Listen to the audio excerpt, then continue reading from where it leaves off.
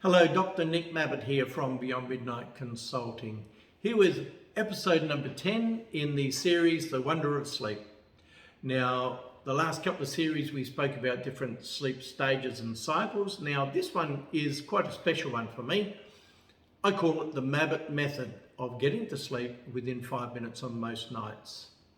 Now, you might ask yourself, well, really? 5 minutes? That's a bit special. I don't often do that. But just before I go any further, can you recall a time where you're sitting on the lounge and you feel this tap on the shoulder and it's your partner who says, hey, wake up and go to bed.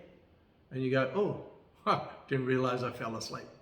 And then you hop into bed and you go from a bright, noisy area into a nice, comfortable, quiet, cool bedroom, and you can't sleep. And you go, what?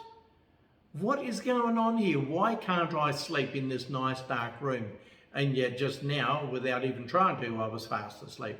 What's going on? And a lot of people will call that insomnia because they're laying there for an hour or so, not able to sleep.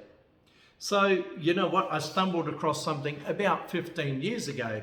I was up in the Pilbara of WA training up literally thousands of people at the time. It was about 15 years ago. Now, while I was there, I had to wake up at 4:30 every morning for work. Now, of course, like most of my colleagues, you set yourself up in bed for 8 hours before your alarm goes off with the intent of trying to get 7 to 8 hours of sleep.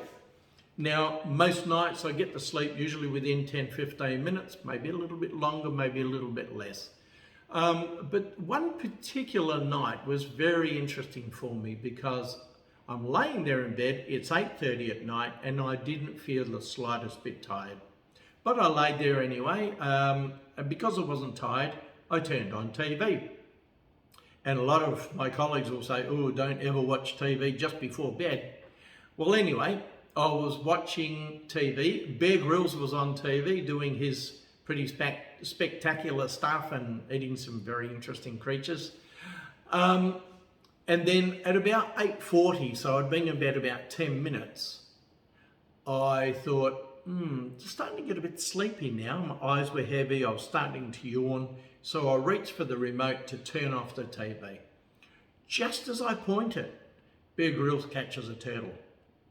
And I thought, you know what, he's gonna eat that. So I put the remote down, watch Bear Grylls eat this turtle.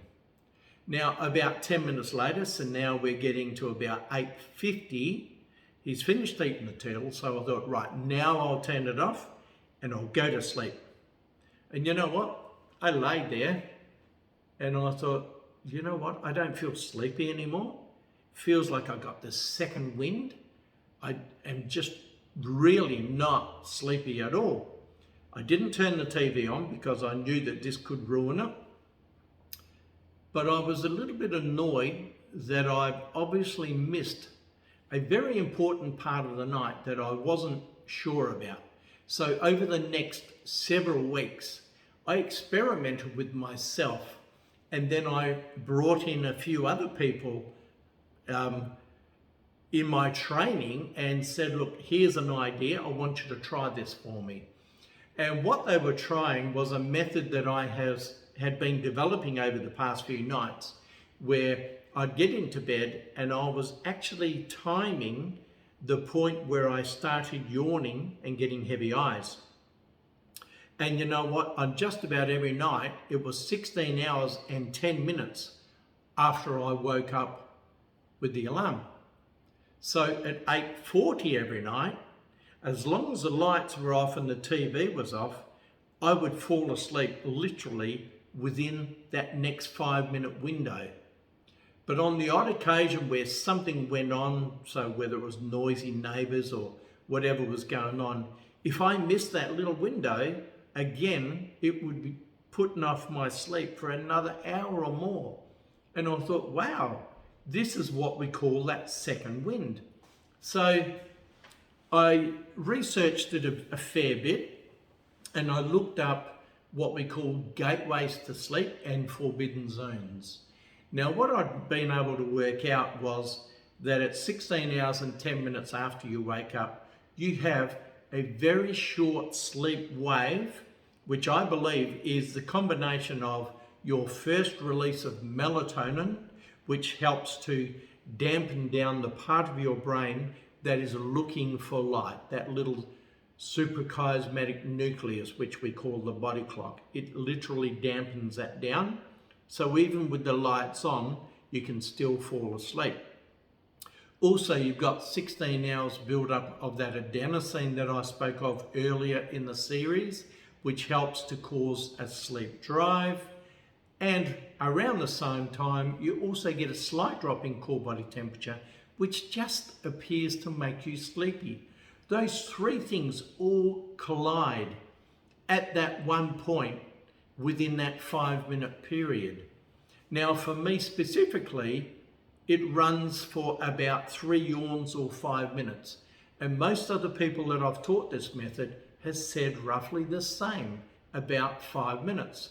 And that if they miss this 5-minute window, they can't sleep for at least another hour, sometimes an hour and a half.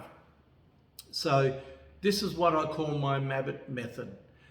You won't see it in books until I publish this one behind me, the Beyond Midnight, The Wonder of Sleep. You don't see it on the Google or anything like that currently. So look for my Mabbott method in my book when it's published. But look, seriously, give this a try. Don't try too hard. If you lay there going, I must sleep now, I must sleep now, you will not get to sleep. You will develop what we call sleep anxiety because you're concerned about not sleeping. You just need to know that at 16 hours and 10 minutes after you wake up, the best place for you to be is in bed with the lights off, with no TV, with no phone, and no one talking to you. That will give you your best opportunity to fall asleep within 5 minutes. Now, if you don't want to try this, just check it out tonight, 16 hours and 10 minutes after you wake up. Take note of when you start yawning at night time. It may come a little bit earlier if you are a bit sleep deprived, because what I find is if I've had one short sleep of 6 hours, my sleep wave the next night comes about an hour to an hour and 15 minutes earlier. But that's my Mabbott method, 16 hours, 10 minutes. I hope the researchers would love to look into this and do some experiments on it. I know it works. Thousands of people know it works. I'd love to see some research on it too. But anyway, use it to your advantage. Use that to be the best version of yourself. Don't forget to subscribe to these videos, and I'll see you next week. Cheerio.